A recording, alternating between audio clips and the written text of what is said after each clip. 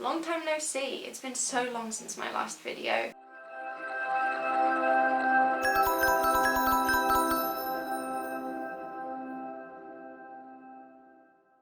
The weather's been a bit bad here for the past couple of weeks. It's not been very conducive to filming anything or feeling inspired to filming anything. And in addition, I've not been reading as much as I would have wanted to for this month. One of the challenges that I set myself for the readathons that I'm participating in was to read the longest book in my TBR. And while I'm very happy that I'm finally reading it because I think it's excellent, I'll tell you more about it in my wrap up, but at the same time it means that I've not been able to read much, or not as much as I thought I would.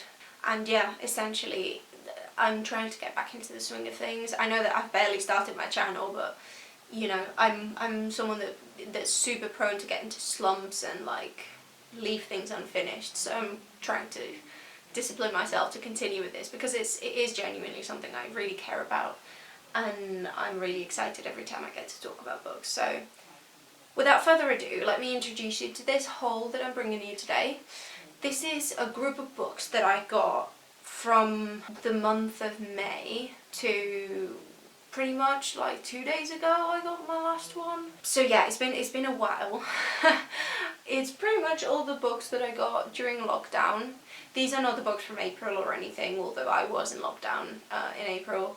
It's more May, June books. And the first group of books that I want to tell you about is a few books that I ordered from my local bookshops. And I say local because they're the closest to me, but actually it's really sad because the town that I live in doesn't really have any indie bookshops. It's mad. There's a Waterstones, there's a W.H. Smith, there's even there's charity shops, and there's even a second-hand volunteer bookshop called Book Cycle, which is lovely, but there's no indie bookshops whatsoever. So that's really sad. So I googled where my closest indie bookshops were, and then I called them or emailed them and placed an order, and I got 2 books each from 3 bookshops, so I got 6 books because I wanted to support my closest indie bookshops during the lockdown. The first bookshop that I bought from was Les Nogent. They're in Tiverton. I'll put links and names on the screen and in the description down below because they were all really wonderful, super lovely. Some of them even offered their books at cost instead of the normal price. They offered like a 5% discount. It was really great. And from Les Nogent I got a poetry book called Great Goddesses. You might be able to see it, I'm not sure. Either way, I showed you this in my June TBR. It's a poetry collection that reimagines stories about ancient Greek women characters. It's in my TBR for this month. I don't know if I'm going to be able to get to it. Hopefully I will. And the other one is another poetry collection called Dart by Alice Oswald. I love Alice Oswald. I've told you about this book before as well in my June TBR. Go check it out. But I've already read this book. That was the first one I read for this month, and I read it for the Make Your Myth Taker readathon, and I thoroughly enjoyed it. It was wonderful. I'll tell you more about it in my wrap up. The next bookshop I ordered from was Asters bookshop in Shackford, and from them I got Skyward by Brandon Sandersonn and The Great Believers by Rebecca Makkai. And these are very different books. This is a YA sci-fi about a girl who wants to be a spaceship pilot, and you might have seen this in my June TBR as well. And The Great Believers by Rebecca Makkai is a literary fiction about a group of friends that grow up together in, well, it's a 2-timeline book. You get some people that are growing up together through in the times of the AIDS crisis, and then a modern timeline, and that's all I know about it. And I've heard comparisons with A Little Life by Hanya Yanagihara, but apparently this is less like tragedy porn essentially. It's a bit more justified, and I don't know. I'm curious. I'm excited. The third bookshop I ordered from was, let me find it, Dogberry and Finch. and this is a bookshop that's in Oakhampton, and from them I got fantasy books. I've got like a resolution for July and August to read more fantasy books. I've sort of started with Priory of the Orange Tree. I used to love fantasy and sci-fi, to be fair, but I'm just not into high fantasy anymore. But I believe that there must be some books that will capture my attention as someone that doesn't read fantasy, so I'm trying to find these. And the first book that I got from them was The Poppy War by Rebecca F. Kuang, and I mean, by now everybody's read this book. I bought this on a whim after seeing Rebecca speak at the Tolkien lecture for this year. So there's this thing that's basically a yearly lecture that's organised by some people at the University of Oxford. They invite people to give the lecture.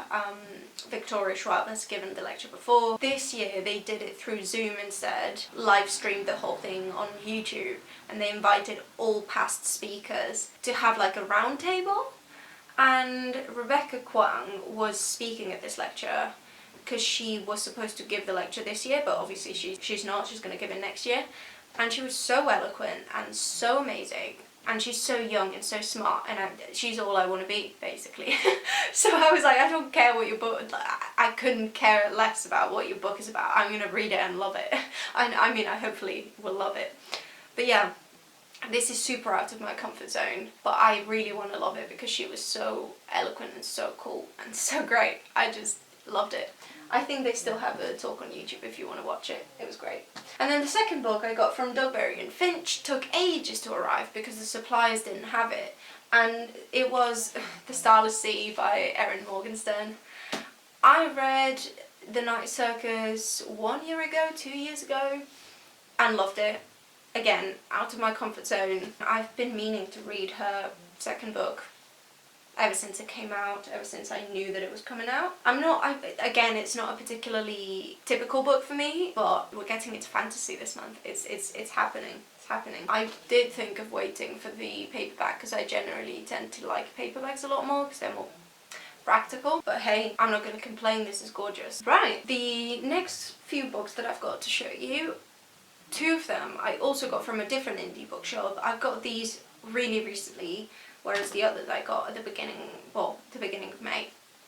I got these when the Black Lives Matter protests started. I realised that the next group of books, they're all second-hand books, except a couple of them which I got very recently from a different indie bookshop.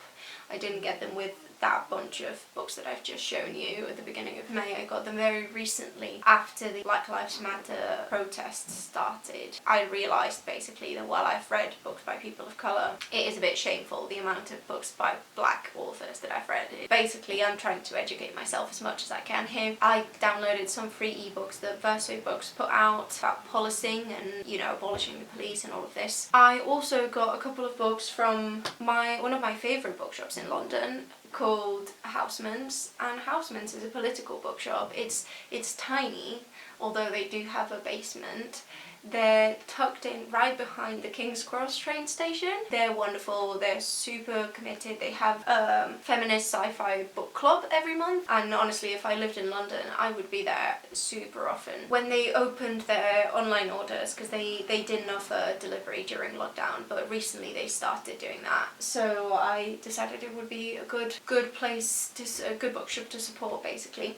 So I got two books by black authors. The first one is British by Afua Hirsch, and I remember when this came out in 2018, I had pretty much just arrived in the UK. I was still feeling very much like an outsider, like obviously not British. I'm not British. I was born in Barcelona, and while this is a book that's not just about this, not just about, you know, not being foreign, but it's also about race, obviously, and I do acknowledge that I have loads of privilege. Like, I have some passing in the sense that I don't look like a foreigner, whatever that means, but it caught my eye, basically, because I was like, you know, 3 years after moving to the UK, I still feel very conflicted about national identities, and, you know, my master's research proposal is all about that. So it's a thing that I care a lot about, and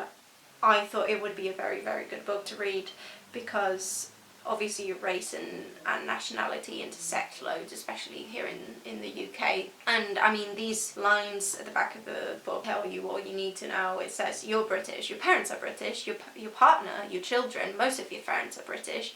So why do people keep asking where you're from? And obviously this is something that doesn't happen to me at all. If anything, it's the opposite. Like, people think that I'm probably from here until I open my mouth, and maybe my English doesn't sound quite as good. But I have had lots of people say like, oh, you know, your English is so good for being foreign. I'm like, yeah, it's these themes and how they intersect with race and the intersectionality of feeling from one place and being from another. I'm very interested in reading this book, as you can tell. But anyway, the next book I got was The City We Became by Makkai Jemisin. This is an author that I've never read, mostly because of what I was telling you guys, that I'm trying to, you know, get into it. I'm trying to get into sci-fi and fantasy, but I'm not a huge fan. I tend to veer towards more either classics or contemporary books. But I've wanted to try one of her books for so long, and this is her latest release, and it just sounds so exciting. Like, urban fantasy gets me. I think I like books with fantasy elements, but not full high fantasy books with world building and maps and all of that. All I know about this is that it's about New York and it's 6 protectors. It says every great city has a soul. Some are ancient as myths and others are as new and destructive as children. New York City, she's got 6. And I'm just so intrigued by the personification of the city, and as you probably can tell from my other video that I put up when I read The Lonely City by Olivia Laing, I'm very interested in cities and how we interact with them. I used to be a big city person. Like, I couldn't imagine not living in a city, and now as I've grown older, I don't feel it as much. I feel like I just want a really quiet space and, you know, in the countryside. But I'm still very fascinated by cities and how we relate to them because it's such a different environment. So, you know, having this with a bit of sci-fi fantasy mixed in sounds incredible. But basically my aim for July is to read exclusively books by Black authors. Apart from these 2, again, I've got some ebooks as well. And I've got some here that I've been meaning to read for the longest time and I've never got around to. So yeah, that's the plan. I'm very excited for both of these books. I think they're very, very interesting to me. I wanted to get some books, like, I was going to get a book called White Fragility, but then I realised the author was white, so I was like, what's the point? What is the point? But anyway, I will leave some resources down below. I think it's very important to keep the momentum going. There's a lot of work to be done still. Of course, the killers of George Floyd got arrested, but there's still so much justice to be done. Yeah, I think as white people we have to use our privilege for good, and that is what I'm going to try to do. It's not our place to speak about what we think we would like to do, but there's so much work that we can do alongside those voices that need to speak. I spent a day where I spent 2 hours signing petitions, like a machine. I felt like a machine, but honestly, it's 2 hours of your time. It's nothing in comparison. Let's try and work so that momentum doesn't die, because this needs to be a lasting thing. This can't be this trendy thing that happened in June and then we forget about it. But anyway, I'll move on to the last group of books that I have to show you guys. And all of these I got either through Facebook groups or through Depop, and these are very good places to find cheap books. I think in total I probably paid £10 at most for all of these. I got An Ember in the Ashes and A Torch Against the Night by Sabaa Tahir. These are the first 2 books in, I think it's a trilogy, I think inspired by the Roman Empire-ish? I have no clue. I just thought, Roman inspirations, I like classics, let's go. That's my thought process. Besides, I've been following Sabaa Tahir on Twitter for a long time and I think she's great. She's super eloquent as well. I would highly encourage you to follow her. So yeah, we'll see. And the last 2 books, I hope the sun allows me to show you, but The first one I got through Depop, it's Stephen King's The Green Mile. So I've got a bit of a weird relationship with Stephen King. Like, I'm not a fan of him. I don't like him as an author. He's quite problematic. But I'm always looking for, especially since I read I'm Thinking of Ending Things by Ian Reid, I discovered that maybe I do like horror/thriller books. So I'm trying to find interesting ones. I hated The Silent Patient, which was a big bestseller. So I thought it would be good to like go back to the basics, see what booktubers were saying about Stephen King's books, which ones caught my eye and stuff like that. So I decided to go with The Green Mile, which is about a prison, and the Green Mile is basically the corridor that the prisoners have to walk in order to get to the electric chair. I'm interested in that concept because another book that I'm reading, The Overstory, it's got a chapter where it talks quite briefly, but it talks about the Stanford prison experiment, and I really liked the take on that from that book, so hopefully it will be good. Also, people say that the ending is emotional, and I'm always up for that. I tried to read Cell by Stephen King a while ago, and like, his prose was just not engaging. I was not interested. Like, the concept was interesting, but then the story, I was like, man, it's not even that it's slow, I'm just not into it. So hopefully this one will be better. And then the last book that I've got to show you today is Frankly in Love by David Yoon. This is very different. It's a YA romance, I think, and this is an ARC. It's an advanced reader copy that I exchanged for one of my books, so I received this from someone that had got the ARC. It's, from what I know, it's about a guy that wants to date a girl that's not Korean, but because his parents are Korean and very traditionalist, they want him to date a Korean girl. And it's this fake dating trope, but also a reflection on families and on race, and that's all I know really. I've heard really good things. I've heard nothing but good things about this, so hopefully it will be good. And it seems like a quick read as well, so something to take. I think it would be really good to take me out of any slumps if I ever get into one. So I think that's it for today. I'm getting more books in the post, and I bet I'm gonna get more books soon because it's my birthday like next month. But for now, I'm gonna end the video here. Links, description down below, everything will be down there. Links to the Tolkien lecture, I would highly recommend. Resources for the Black Lives Matter movement, also down below. Also the indie bookshops down below. And I'm going to end the video here. I hope you liked this. If you did, please give it a thumbs up, subscribe, comment. It's always really lovely. I'll see you in the next video. I hope you're all doing well, and take care.